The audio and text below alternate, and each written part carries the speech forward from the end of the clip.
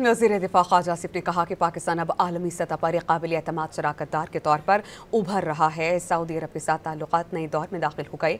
अमरीका, चीन, कतर और मुत्तहिदा अरब अमारात के साथ ताल्लुकात में बेहतरी आई है।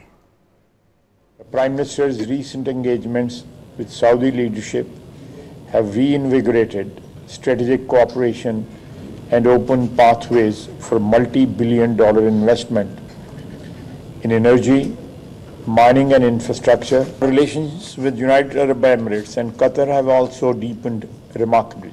With the United States, Pakistan continues to build a broad-based and balanced partnership. Our diplomacy today reflects a confident and forward-looking Pakistan. Through the Prime Minister's sustained diplomatic outreach, Pakistan has successfully re-established itself as a respected voice in regional and international forums.